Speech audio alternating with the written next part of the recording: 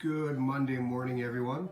Dan Dupay, the wellness coordinator at the school, finally jumping online on video to say hello to everybody. It is cold. It is really cold outside. I didn't expect it this early, but again, we kind of have to roll with what we're given. Kind of a little bit of what I'm going to talk about here at my kitchen table. What you can see in front of me is stuff I use with my daughter. I don't allow slime in the house because that gets everywhere and is hard to contain. So this butter cloud, since she's such a fanatic on using sensory stuff and likes it, it's dry and moldable. Not like a clay, just much more pliable. If you do leave it out, it will get hard. There's some hard clumps, so I know she hasn't put it away properly.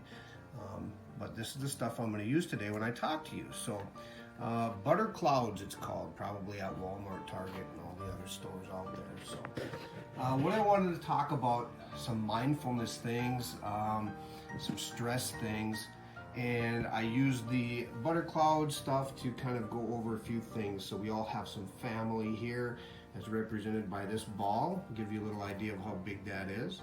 And then we all have work or school or something that we're accountable for outside of our normal everyday lives.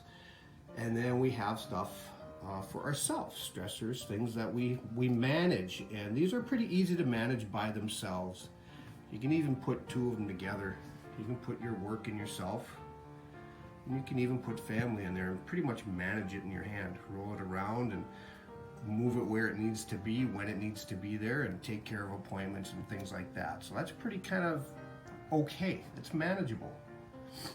Let me come over here to some of the things that we're dealing with right now. And not everything is going to be on here, but probably some of these apply to all of us in some way, shape, or form. These are the stressors in life. And when we worry about our family, our work, and ourself, and we're trying to manage those things, these kind of impact that. On the list of stressors, we worry about safety, our friends, obviously the COVID, and from COVID comes the isolation, the unknown. For students, it might be grades, teachers' grades as well. Doing assignments, getting assignments out there. Am I doing too much? Am I not doing enough? Students, am I finishing my assignments, turning them in? Attendance could be an issue for some of us. Family health, for as much as we worry about ourselves, many of us have that stressor of worrying about our family, our aunties, uncles, grandmas.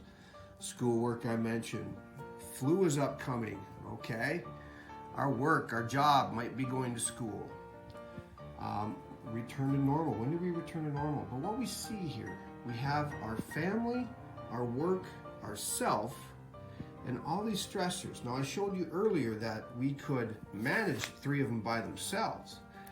But if we take on all these stressors, even though they're smaller, we get them in our hand, we soon find out that this might be a little too much to handle. I can't worry about my work and job and all these stressors and myself and my family, and pretty soon it takes up your whole hand. But what we've gotten pretty good at doing now is molding this with all these stressors intertwined with our family, our work, and ourself. We've taken all these stressors and we've gotten pretty good. With our Chromebooks and our emails and our Zoom meetings, we've gotten pretty good at molding this to where we can manage it. But then we forget about these stressors. And as we're managing these things, goodness gracious, we start to bottle things up. And the more I try to mold these things and manage them, and I feel the stress, and I try to hold all these problems in, we soon find that I can't do it. And the harder I squeeze, the harder I try to hold tight onto all this stuff, it just seeps out from the fingers. Okay, you see how that works? So we take a break, go for a run, do some exercise, whatever it is, and we try to remold this. Try to get it back into where we can handle it. And that might work for a while, but then we get stressed out again. And we keep holding on to these emotions and these stressors. And what happens again, the tighter I squeeze, the more I clam up, the less I talk about it, the more it just seeps through the fingers. No matter how hard you try to control these things, they're going to squeeze out. No matter how much I try to hold on to life, to work, to self, they're going to squeeze out. Okay? So what's the point? What's the point of all this? If we're going to have some sense of normalcy throughout this time until we get back to business as usual, we're going to have to find people that we can talk to. Aunties, uncles, co-workers, friends, family. Reconnect with those folks, even if it is through a Zoom or a FaceTime or a telephone call, or maybe you drive to the end of the driveway and have a conversation from a safe distance. Get back to doing some of those things and reconnecting. Students, it might be reconnecting with your teachers. Teachers might be reaching out to some students that maybe haven't logged in as much as others.